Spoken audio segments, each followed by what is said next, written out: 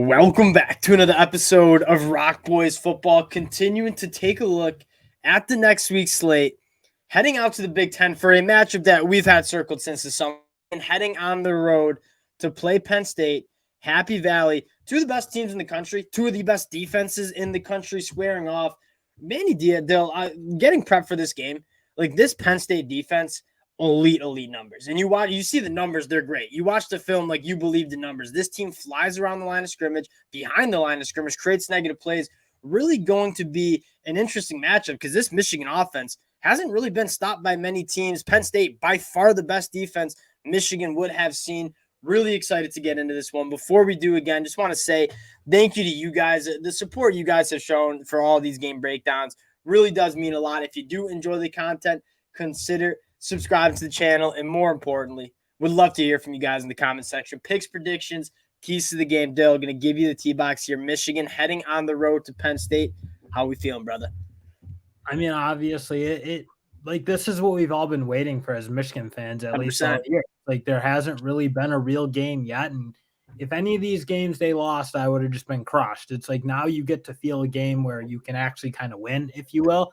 So that's obviously just exciting. And just looking at these two defenses, I mean, just two as good as they come. And it's very hard to find any weaknesses where you can really attack them with any consistent success. And that's going to be the question is how do these two offenses, to me, get off and attack the respective defenses, because those two units are out of this world good. Yeah, and I want to start with this Michigan offense going up against a Penn State defense that you look at the numbers, you watch the film, this group, ton of NFL talent. I think one of the most well-coached defenses in the country with Manny Diaz.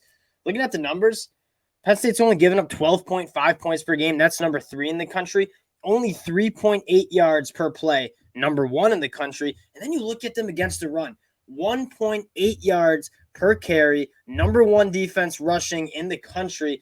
Dale, watching back the Maryland game, looking at the box score, Maryland ran the ball for, I shouldn't say ran the ball, went backwards, negative 56 yards against Penn State. That tells you what Penn State can do in terms of creating disruption, creating havoc. Can Michigan, I mean, this offense, we haven't really seen a defense stop this Michigan offense. Can they continue that dominance against a Penn State defense that is by far the best defense Michigan would have seen today? And honestly, looking for me for this Michigan offense, I would love to see them set the tone with the rushing attack a little more than they've kind of been able to. And it's not like they've been stopped running the ball, but I think there does feel like a bit of a difference between this year and last year and how dominant they were running the football. It was next level good. I feel like to this point, it's just been solid. And again, JJ's play, his level is at such a higher point than it was last year that he's obviously covered for it, and the offense is quite a bit better in my eyes. But I would like to see again in this type of bigger game against a pass rush that if you let them come unabated and without needing to worry about the run, I think that could get a little hairy. I want to see them get back to some more bully ball run, stop giving up penetration to defensive linemen, and just like look like a cleaner rushing unit. By far the biggest matchup in the game here is Michigan. And I'm not saying they need to run for 250 yards, but they have to run the ball at least effectively. And that's not me saying I have a ton of confidence in JJ to go out and win this game through the air. We've seen him do it this year. I mean, JJ's taking a massive step. But on the road, like you want to stay out of those third and long situations. And that's where Michigan really thrives, is staying on schedule, being able to have that whole playbook open. And when you look at Manny Diaz, when he has the opportunity to send a guy like Abdul Carter on third and long, he's going to do it every time. Penn State's been phenomenal on third downs, especially third and longs. You want to stay out of those kind of third and long situations. And how you do that, you run the football effectively. And then Dill, through the air, Penn State has been really good. Kalen King, obviously not a great performance against Marvin Harrison Jr., but this Penn State secondary has been phenomenal. Can JJ, if he needs to, win the football game through the air? Well, and that's the thing. Like you did see them, I guess, get a little bit or just really Marvin Harrison. I mean, not like anyone else. Hey, he's a freak in that football game, but nobody's been able to cover him for 2 years now, it seems, for the most part. So he's obviously an anomaly. And I will say that's probably the most, I mean, as much as JJ's improved, this wide receiver group, especially Roman Wilson, like he's blossomed into that number one guy. Like when they need a play, he's going to make it. And then obviously the real weapon is the tight ends up the middle. I mean, those two with AJ Barner coming on the way he has, especially in the game before the Purdue game. I mean, he's looking really dynamic, and that's I think a massive, because like you watch Penn State on defense, they like to squeeze, like they like to be close to the line of scrimmage. And if Michigan can get that run game going, sucking in the linebackers, grabbing a safety, that's where you're really going to Colson Loveland and AJ Barner over the middle of the field. Now, flipping sides here, Dill, this Penn State offense, in terms of points per game, like they're number 10 in the country, scoring 37.4 points per game. You look at yards per play, though, only 5 yards per play. That's 91st. Now, I have not that when I was doing the prep, I've never seen a gap in terms of yards per play and points per game as wide it is for Penn State. And what it kind of explains to you is this Penn State team can move the football. In terms of being explosive, that's where they really struggle.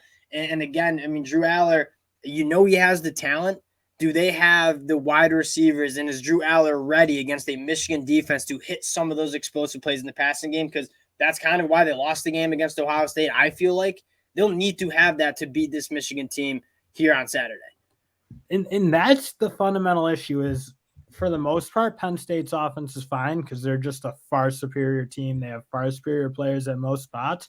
But again, the one game that they really played a truly great defense, they just can't run the way they want to run it. That very bland, that very out routes, run the ball. Like that, they just need something more. They need to find something, again, just to open this game up. And I don't, again, like against Maryland, you saw Keandre Lambert-Smith kind of have a game, and he can do that against a Maryland team. But Maryland, Michigan, like Ohio State, they're on a different level, and that's the one thing that I think right now is holding Penn State back, obviously, is that they just don't have that guy on the edge to go make a play when they need to make a play, like a Marvin Harrison. That's kind of where I'm at. And like the run game, it hasn't been as good as we would have hoped for Penn State. You know what I mean? You thought you'd go with that offensive line with those two backs and Katron Allen and Nick Singleton. But even that, don't you think that's like an element of not having? Yes, they're making a lot of tackles in the box on Penn State, so it's like yes. At the end of the day, it all stops and starts with them being able to open this offense up and get something in the air. It's 2-1. It's just too one-dimensional right now, and I think it's maybe a little bit. And I don't want to say use the word babying Drew Aller, but not letting him off the leash. Like you got a young quarterback, and we're not really uncorking him enough. But I also think too, this wide receiver room isn't elite, right? Like if for a top 10 team, is that a top 10 wide receiver room? I don't think it's anywhere close. You saw Dante Cephas, the transfer from Kent State, get involved a little bit. Maybe they found something there. I think Keandre Lambert-Smith is solid. But do they have those game breakers at the wide receiver position, those Marvin Harrison Jr. kind of guys that can make a play when you need one down the field? I don't know. And as a result, you're seeing a lot of loaded boxes, and defense is saying, hey, throw the ball over our heads. See if you can do it. And Penn State hasn't shown they can do that yet. It's great to have good tight ends. They've obviously been okay in the red zone at times. I mean, those two are weapons, Theo Johnson and Warren. Like those two guys can make plays.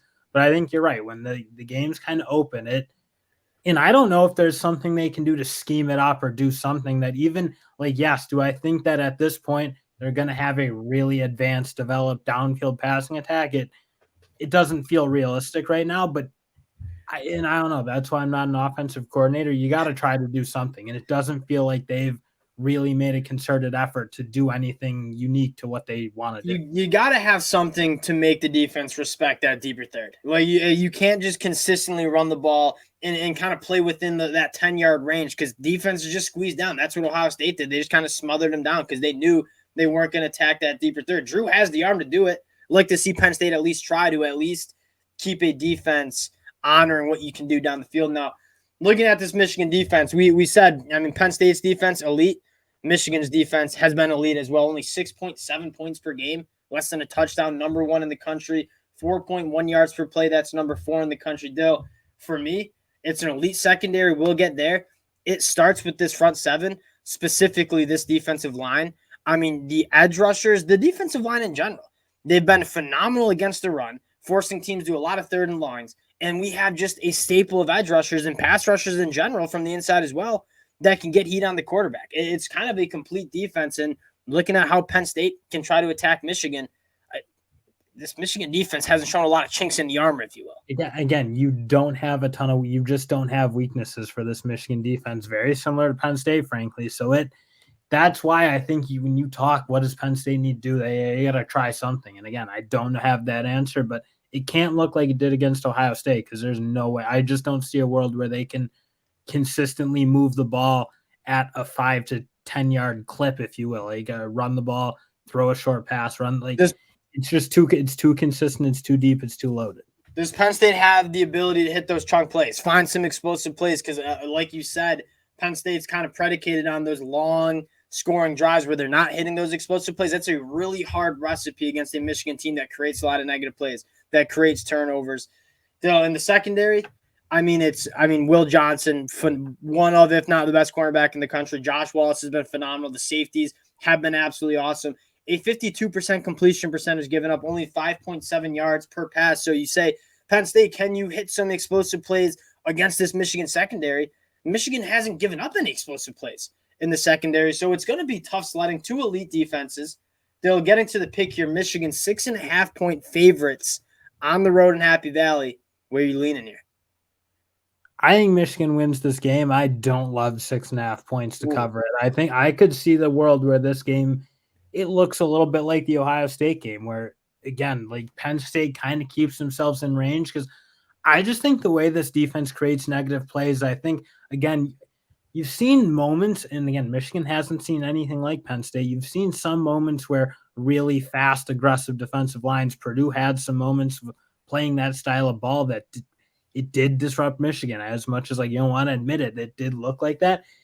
And Penn State plays that way as good as anyone in the country. I don't think Penn State can score enough points to necessarily win, but I don't love Michigan to cover. I think in Happy Valley, I could see this looking something like what Michigan Ohio State did.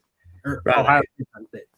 I love Michigan to cover here. And yeah, I got the Michigan Bill Belichick sweater on, ripped sleeves, good mojo heading into this one. Dill, I don't see this Penn State offense. What has Penn State shown on offense to move the football against how good this Michigan defense has been? I love this Michigan offense. And I think, we might not be able to run I say we Michigan, I'm a Michigan fan. We might not be able to run the football as well against Penn State. It's an elite, and that's no disrespect to this Penn State team. I think they're a top 10 team in the country. But what JJ has shown and the ability to hit those explosive plays, this Michigan offense is a hell of a lot better than what Ohio State's putting out on offense right now. I think Michigan's going to find points. I don't trust Penn State's offense to score, to keep up with what Michigan can do on the offensive side of the ball. Give me Michigan to cover the touchdown. This is, I think, the best team in the country. And again, were there moments against Purdue where they didn't look great? Sure. But this team is firing on all cylinders, going on the road against a Penn State team that offense, I just don't love. I think a lot of Penn State fans would agree. Book it. Michigan covering the 6.5 points. Michigan against the world. Appreciate you guys rocking with the fellas. Again, if you do enjoy the content, consider subscribing to the channel. Appreciate you guys, and we'll talk to y'all later.